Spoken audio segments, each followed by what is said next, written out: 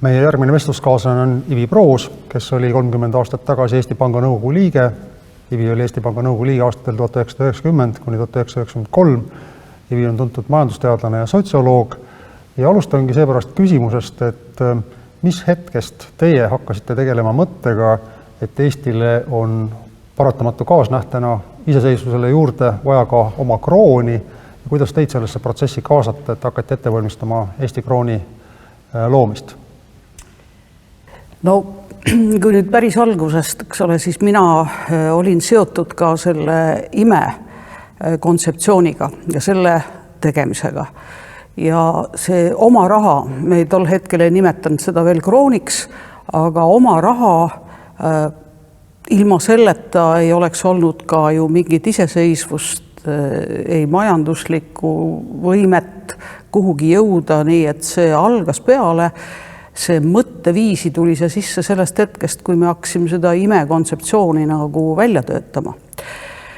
Ja üldse, kui nüüd tihtipeale küsitakse, et kuidas need reformid, mis üksteisele järgnesid tollel perioodil ennem iseseisvust ja pärast iseseisvumist, et kuidas nad omavahel seotud on, siis mina võib-olla alustaksin, et niisugust üldist fooni nagu üldse edasi anda.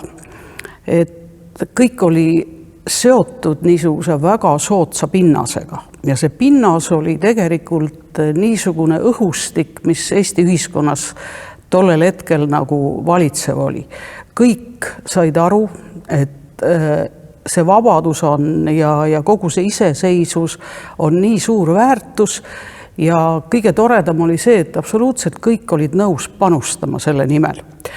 Ja kui nüüd vaadata neid esimesi ülemnõukogu koosseisu, mitte veel Riigikogu, aga ülemnõukogu koosseise ja ka seda seltskonda, kes nagu valitsuse nõunikud olid, siis väga palju oli niisuguse kultuuritaustaga inimesi ülemnõukogus näiteks ja hiljem ka Riigikogus ja nõunikena oli väga palju teadusest tulnud inimesi, nii et nagu need teadusest inimesed pluss siis nagu kultuuriinimesed.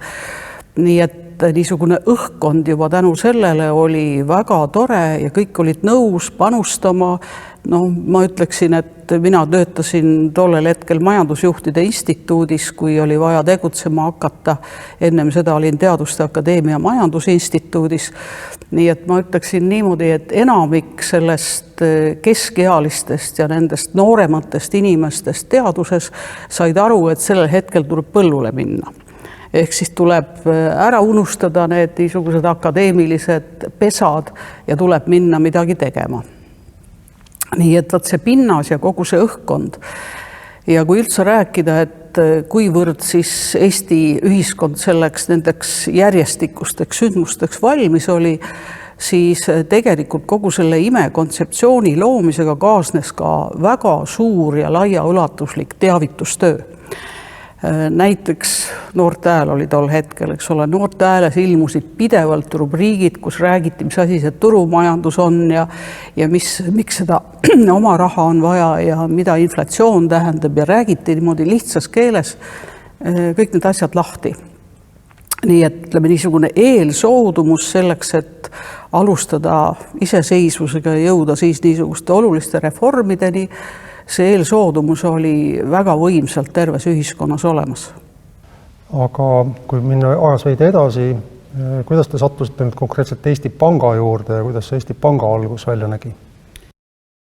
No, Eesti Pank mingil hetkel, kui Eesti Pank tehti 90 jaanuaris, siis väike seltskond, kes tol hetkel Rein Otsassoni, kes oli siis Eesti Panga juht, tema ümber oli, siis nad töötasid Toompeal, kus oli valitsus tol hetkel, eks ole, oli selles Toompea lossimajas. Ja kuna me noorte majandusteadlaste klubi aegadest kõiki neid inimesi teadsime, kes olid ka siis tollel ajal Eesti Pank või siis valitsuse nõunikud, me suhtlesime omavahel pidevalt, sest me lihtsalt tundsime üksteist. Nii et selles mõttes niisugused arutelud ja väiksed vaidlused ja seminarid ja need olid kogu aeg. Nüüd, kuidas mina sattusin Eesti Panga nõukogusse, mina olin siis alates nõukogust number 2 ja sattusin sinna sellepärast, et ma tol hetkel olin nagu valitsuse nõunik ja tekkis niisugune probleem, et kaks olulist liidrit peaaegu üldse teineteist ei usaldanud, peaminister Savisaar ja panga president Otsasson. Ja siis oli iseenesest arusaadav, et see panga nõukogu, Eesti Panga nõukogu liikmeteks olid ka need inimesed, kes tol hetkel olid parlamendiga seotud, Veetõusmäe näiteks, kes olid valitsuse nõunikud ja kes olid siis Eesti Pangaga siin lähemalt pangas seotud inimesed. Nii et tänu sellele, et see seltskond oleks võimalikult mitmekesine ja et info liiguks valitsusest Eesti Panka, parlamendist Eesti Panka ja vastassuunas ka Eesti Panga nõukogust jälle parlamenti ja siis valitsusse. Nii et see oli nagu lihtsalt selleks, et seal oleks mitmekesisem seltskond. Millise need Otsassoni perioodi ettevalmistused oma raha tulekuks välja nägid, et on rohkem räägitud sellest, et telliti sularaha või hakati seda sularaha tellimisega peale, aga millised olid need sisulised ettevalmistused? No sisulised ettevalmistused, siis oli ju tollel hetkel Eesti Panga koosseis oli peaaegu olematu. Otsasson pluss mõningad üksikud inimesed ja see oli ju see hetk, kus oli sisuliselt, oli küll formaalselt nagu Eesti Pank juriidiliselt loodud, aga tegelikult kogu mängu ehk siis rubla käivet ja kõike rublaga seotud juhtis ju tegelikult NSV Liidu Riigipanga Eesti Vabariiklik Pank. Ja kes oli ka selles samas majas, kus praegu meiegi oleme, Eesti Panga majas oli ju tegelikult see NSV Liidu Riigipanga Eesti Pank. Nii et ega ei olnudki väga lihtne mingisugust suurejoonelist organiseerimistööd nagu teha, veidi nagu mõeldi, Otsassoni tolleaegne väike tiim mõtles nagu selle peale, et jah, kuidas seda raha tellida, kuidas seda kujundust teha, kelle käest seda tellida ja kuidas võiks siis nagu üldse mingis mõttes kogu selle oma rahale ülemineku selline arhitektuur välja näha, aga mingit suurejoonelist ettevalmistust tollel hetkel ei olnud. Kui nüüd toimus Eesti Panga presidendi vahetus 91. aasta sügisel, Siim Kallas võttis panga üle, ta meenutas ka, et siis oli ainult paarteist alluvat tal ja tal oli tegelikult aga sisulises mõttes pidi ta ise hakkama mõtlema, et oli selline tugev ühiskondlik poliitiline ootus, et on vaja oma raha käibele tuua, aga tegelikult oli küll kaks erinevat kontseptsiooni, oli mingi kompromiss nende vahel, aga ta tegelikult pidi ikkagi üsna nullist alustama sellega, et kuidas te kirjeldate Siim Kallase ja tema tiimi algust 91. aasta sügisel? No kõigepealt tolle aja nõukogu istungid, kui Otsasson oli mõlemad korraga, nõukogu esimees ja president, siis oli hästi vähe infot. Otsasson ei jaganud eriti infot panganõukogule ja kogu aeg tekkisid siin nagu küsimused, et kuidas selle asjaga on edasi mindud ja selle asjaga edasi mindud ja ma ütleksin, et niisugune panganõukogu domineeriv nõukogu istungi domineeriv õhkkond oli rahulolematus. Ja siis, kui Otsasson pidi loobuma, tähendab olemaks nõukogu esimees, kõigepealt ta nagu loobus sellest nõukogu esimehe kohast ja see istung tol korral toimus tegelikult Kadriorus ja seda esimest punkti, kus siis Otsasson nagu ei olnud enam panganõukogu esimees, seda juhatas Arnold Rüütel.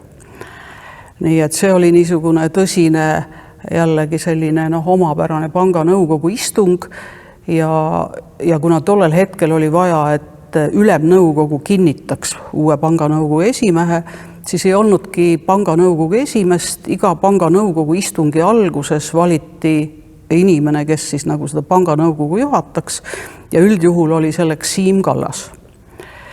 Kuna tema rahandusalased teadmised ja see, et ta oli pangaga juba nagu seotud ja alles siis nii-öelda teine üleminek oli see, kui Siim Kallas sai panga presidendiks ja Veetõusmäe oli panganõukogu esimees ja Otsasson nagu loobus siis Eesti Pangaga tegutsemast nii et minu jaoks, kui ma olin valitsuse nõunik ja hiljem ka Eesti Panga nõukogus, kui ma valitsuse nõunik enam ei olnud, siis minu jaoks tekkis tohutu muutus sellest hetkest, kui Siim oli Eesti Panga president, sest siis ei olnud enam probleemi usaldamatusega, siis hakkasid kõik asjad liikuma, me oleme Siimuga nagu kursusekaaslased, nii et mina teadsin teda juba varasematest aegadest. Liidrina on ta minu arvates suurepärane ja siis oli kõik nagu paigas ja Eesti Pank hakkas aktiivselt tegutsema ja nõukogu oli tõesti siis ainult selles rollis, et teatud otsuseid ta pidi aktsepteerima ja teatud asju siis nagu ühiselt arutati, aga siis ei olnud kordagi enam niisugust tunnet, et pangast mingit infot ei välju, mis teavitaks ka valitsust või parlamenti. Kõik loksus paika pärast seda, kui tekkis niisugune juhtide variant, et Siim Panga president ja Veetõusmäe nõukogu esimees. Kuidas nüüd Siim Kallase juhtimisel hakati rahareformi selliseid praktilisi valikuid tegema, et seal oli ju selge, et nagu selles mõttes oli vaja otsustada, eks ole, mis tüüpi raha tugev, missugused tehnoloogilised valikud on? Minu arvates üldse, mis toda aega, seda aega 30+ aastat tagasi iseloomustab see, et minu arvates olid väga head liidrid väga oluliste vedajatena asjade ees. Inimesed, kes suutsid organiseerida aktiivselt tegevust ja väga tähtis inimesed, kes julgesid otsustada. Ja nüüd, kui üldse sellest rahareformist rääkida, siis siin on ju Siimu otsused, Siim Kallase otsused üliolulised ja tema võttis ka väga suuresti nagu vastutuse. Ja nii nagu mina tollest ajast aru saan, siis me läksime sellisele rahareformile, mis oli võib-olla veidi vanamoodne, aga mis oli lollikindel ja millest me kõik aru saime. Sest see, et see raha, too oli ju üldse, et aru saada, see oli see hetk, kus mitte kuskilt ei olnud võtta niisugust kogemust, et sa loed, vead läpuga järge ja mõtestad, et nüüd me teeme selle sammu, teise sammu ja kolmanda sammu. Niisugust võimalust ei olnud. Kõik tuli koha peal ja suhteliselt kiiresti välja mõelda ja see, et kogu käibele lastud kroonid olid tagatud. Sõnaga nagu see kullastandardi põhimõte, et kõik on tagatud, need ei olnud muidugi kullaga tagatud, need olid Saksa markadega tagatud. Ja teine väga oluline küsimus oli see, et oleks õige kurss. Kui see kurss oleks vale olnud, kui ei oleks olnud seda 1,8 Saksa margaga, siis oleks jumal teab, mis võinud veel juhtuda. Aga eks seal oli natuke õnne ja Eesti Pangal oli ka niisugune, Eesti Pank korraldas ju neid valuutaoksjone. Ja nendest valuutaoksjonitest tuli väga palju infot, mis võiks olla õige kurss. Ja sealt tuli see 1,8. Nii et selles mõttes lihtne süsteem, arusaadav, aga vanamoodne. Ja ma tean, et kui Siim käis, jällegi, eks see Siimu niisugune suhtlemismeisterlikkusest sõltus ka tol hetkel väga palju.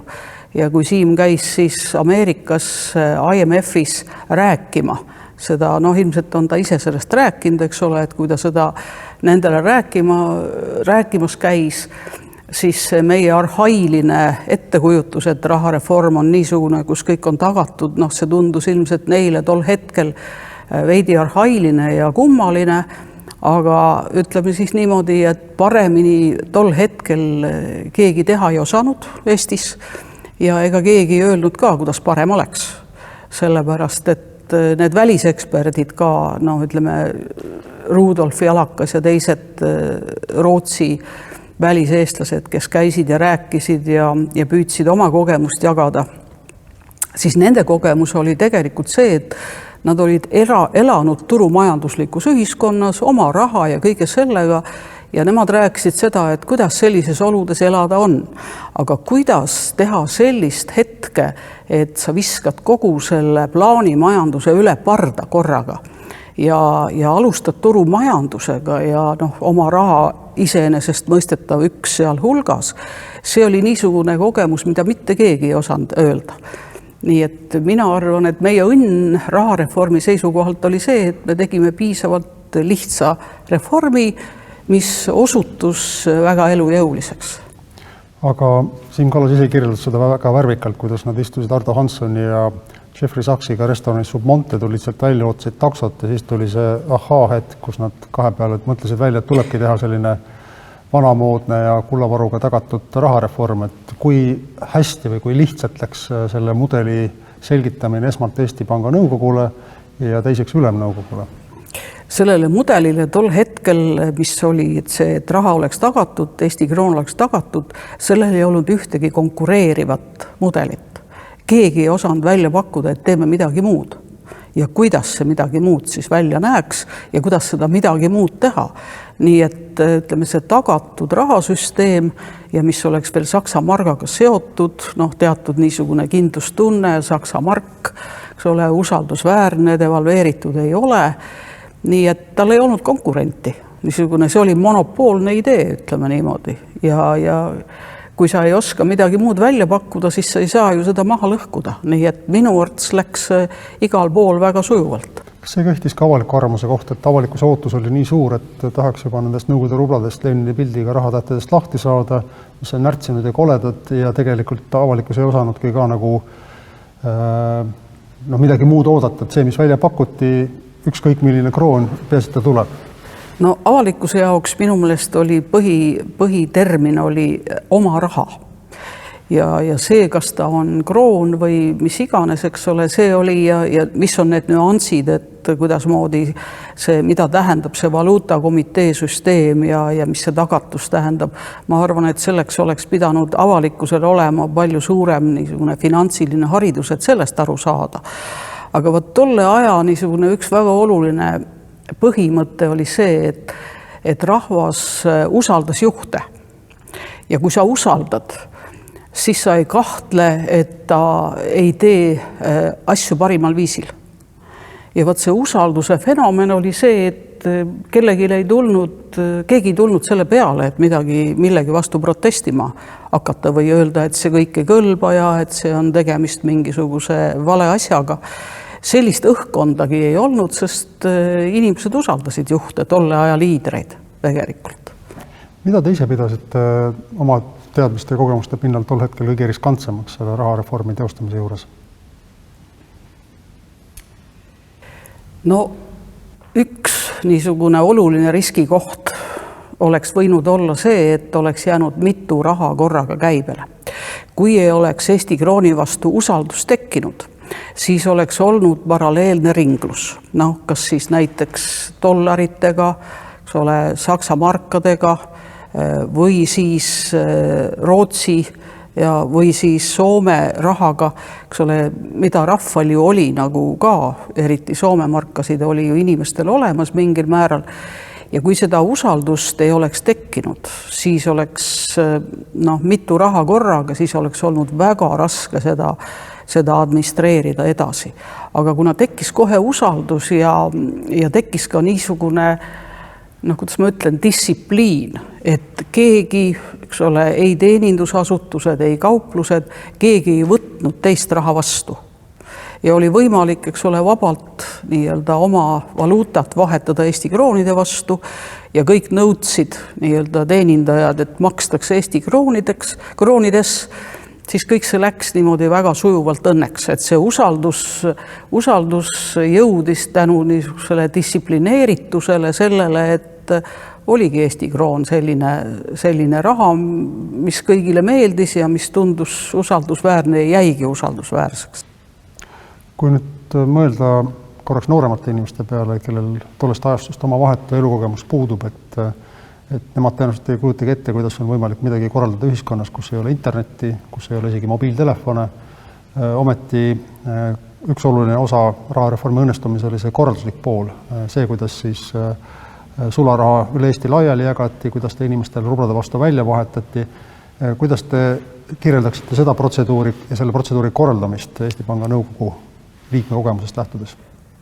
no see korralduslik pool oli puhtalt nii-öelda Eesti Panga enda administreerida. Väga suur tähendus oli Eesti politseist tollel hetkel. Politsei oli ju see, kes aitas kogu seda korraldust, seda raha laiali vedu Eesti piirkondadesse. Kaitseliit oli see, kes kohtadel valvasid neid rahavahetuspunkte. Nii et see oli kõik Eesti Panga administreerida ja kuna Siim Kallas suutis selleks hetkeks, oli ju pangal juba inimesed, kes suutsid seda nii-öelda korralduslikku poolt juhtida, siis siin ei olnud nagu nõukogu tasandil mingit probleeme, et oleks pidanud nõukogu sellega tegelema. Aga küsin siis ka jätkuküsimus, et kuidas te seletate noorematele inimestele, jällegi siis neile, kellel oma vahetut kogemust tollest ajast ei ole, et milline oli see Eesti ühiskond, siis Eesti majandus enne rahareformi ja milliseks ta muutus pärast seda, et kuidas seda kirjeldada inimestele, kes seda ise kogenud ei ole? Tähendab, kuidas plaanimajandus välja nägi? Seda on väga lihtne kirjeldada. See on niimoodi, et otsustamisõigust koha peal üldse ei ole. Keegi kuskil otsustab, kui palju kaupa toota, mida need asjad kõik maksavad ja mingisugust sellist arengumehhanismi selles turumajanduses sees ei ole, ainult käsumehhanism on seal sees. Aga mis on, ma mõtlesin selle peale, et kui üldse, et mis on nagu nende inimeste, kes siis ise olid seal kogu selle reformide juures ja kaasa mõtlesid ja püüdsid ka oma poolt siis midagi paremat anda, et kelle jaoks need sõnumid võiksid olla. Ja kui me nüüd jaotame mõtteliselt Eesti ühiskonna, tänase Eesti ühiskonna 2 ja ütleme, et see murdejoon läheb vanuse juures 45 ja pluss ja 44 miinus, siis kõigil nendel inimestel, kes täna aastal 2022 on vähemalt 45-aastased, nendel on mingi isiklik tunnetuslik kogemus, mis see siis nagu, kuidas tol korral ühiskond välja nägi ja eelkõige, mida tähendas kõik see entusiasm. Ja siis ma mõtlesin näiteks niisuguse kujunduse peale, et kui me, need, kes on 45 pluss, need mäletavad väga hästi, kuidas me saatsime tookord oma esindajaid Eestis valitud saadikuid NSV Liidu ülemnõukogusse. Lauluväljakul oli korraldatud niisugune suur üritus, rahvas istus laulukaare all, see oli paksult inimesi täis ja seisid ümber ringi. Keset lauluväljakut oli tehtud niisugune veel kõrgem, oluliselt kõrgem poodium, kui täna on laulupeo ajal, kus dirigendid on. Ja seal seisid reas kõik need rahvasaadikud, keda me saatsime Moskvasse.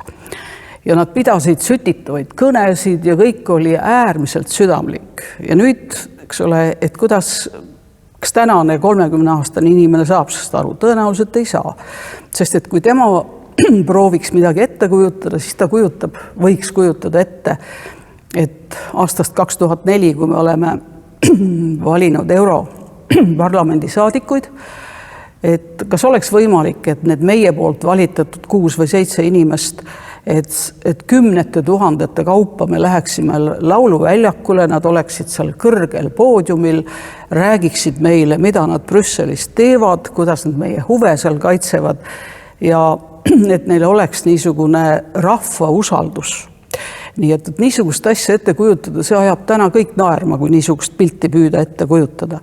Ehk siis teiste sõnadega see usaldus 30 aastat tagasi ja natuke varem, see oli nii kõrge, et mitte kellelgi ei tekkinud mõttesse, et keegi tahab Eestile midagi halba ja ma ise mõtlen niimoodi veidi ebakorrektselt, poliitiliselt ebakorrektselt öeldes, et kui 30 aastat tagasi oleks niisugune vaen ja viha olnud otsustajate ja erakondade esindajate vahel, siis need reforme ei oleks absoluutselt sündinud. See on täiesti kindel, et niisuguste väga suurte ja reformide garantii on ikkagi rahva usk ja usaldus.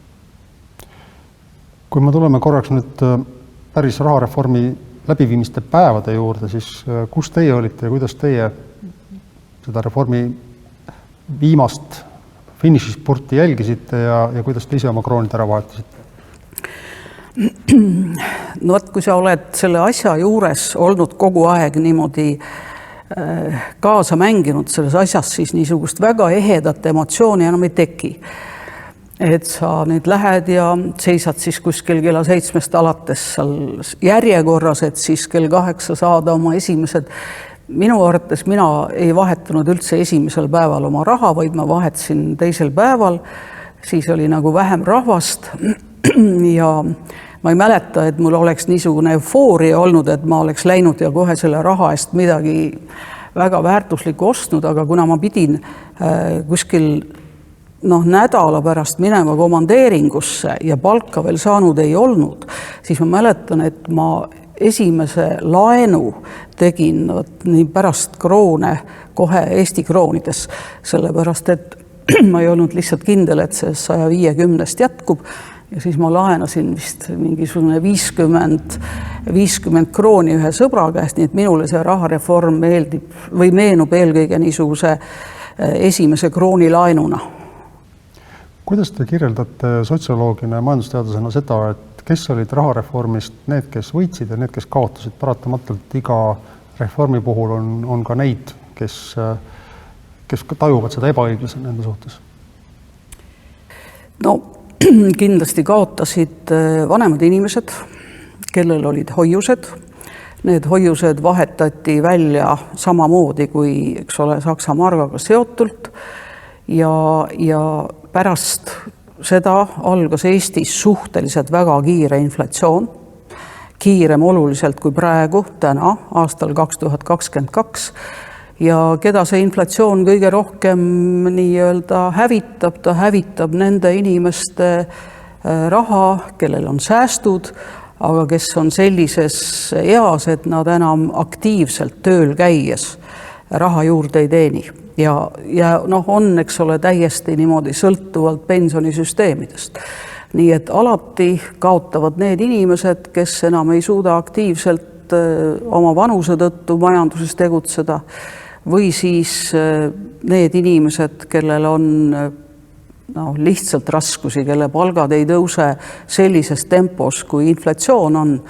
Nii et see on niisugune tüüpiline inflatsioon eelkõige vaesemaid, vanemaid, paljulapselisi, kõiki neid inimesi, kellel ei ole võimekust teenida niisuguseid sissetulekuid, mis kataks selle inflatsiooni veidigi. Ja ka järgmine küsimus, et kuidas see mõjutas Eesti majandusarengut pikemalt see rahareform, et millised ta muutis oluliselt seda olukorda ja mis siis selle rahareformi tulemusena muutus laiemalt majanduses? No ütleme niimoodi, et rahareform ju iseenesest edaspidi niivõrd midagi ei muutnud, aga rahareform oli üks tagatist, mis võimaldas kõiki järgmisi asju teha, mis võimaldas erastamist läbi viia, mis võimaldas omandireformi lõpuni viia, maareformi lõpuni viia. Sõnaga, et meil oli oma raha ja et see oma raha oli tagatud ja et see oli kindel ja kõik seda usaldasid. Ja nüüd, kui rääkida majanduslikust arengust, nagu ütleme niisuguses laiemas plaanis, siis olid juba muud asjad väga olulised. See, et Eesti tegi suhteliselt targa omandireformi. Ja see tark omandireform seisnes selles, et inimesed said oma korterid, kus nad elasid, nende kaartide eest välja osta, mis olid siis seotud nende tööaastatega. Ei tekkinud siin mingisugust hetke, et inimestel poleks kuskil olnud nagu enam elada ja väikeettevõtjad said juba siis raha eest oma ettevõtteid erastada, aga suured ja riigi seisukohalt olulised ettevõtted tänu sellele, et meil olid jälle niisugused väga head nõunikud, need müüdi, eks ole, kohe väliskapitalile ehk nendele, kellel oli seda raha maksta ja nendele, kellel oli ka samal ajal neid ettevõtteid võimalik arendada ja juurde investeerida. Kui me oleksime teinud niisuguse vaheetapi, et oleks kõigepealt antud mingid osakuid, inimesed oleks need osakud nagu saanud oma tööaastate eest ja siis oleks mingisugused oligarhid hakanud seda kõike välja ostma ja olekski nende käes olnud ja hoopis teine ühiskond oleks olnud. Sest eks natuke ma arvan, et Ukraina maksab ka praegu neid oma tolleaegseid vigu, sest et ega nende reformidega üks väga oluline asi on, parameeter on see, et reformid ei tohi venima jääda. Et see tempo, eks ole, rahareformi puhul, omandireformi, erastamise puhul, maareformi puhul, kui midagi lähebki veidi viltu, aga tähtis on tempo. Sest kõigile oli need olukorrad nii ootamatud ja kindlasti oleks võinud imbuda kuskilt ka mingisuguseid ressursse, mida me pärast oleksime sügavalt kahetsenud ja mida me tol hetkel ei oleks nagu läbi ammustanud, et mis see siis nagu tegelikult on ja missugused ohud need on. Nii et see, ütleme, edaspidine majandusareng on juba seotud niisugust teiste protsessidega. Oma raha oli lihtsalt selline garantii, et kõik, mis me teeme, kõik on rahaga tagatud ja siin nagu üks lisamuret, et oleks pidanud hakkama näiteks Eesti krooni devalveerima või odavamaks, eks ole, midagi niisugust ei olnud, sest kõik uskusid, raha oli tagatud ja oligi tagatud tegelikult. Kui vaadata NSV Liidu lagunemist ja Balti riikide iseseisvumist, siis tegelikult Eesti, Läti, Leedu alguses toimisid väga tihedas sünkroonis ja ajastasid üksteise arenguetappe niimoodi, et kord oli üks veidi ees, kord tulid teised järgi ja see liidri roll pidevalt vahetus.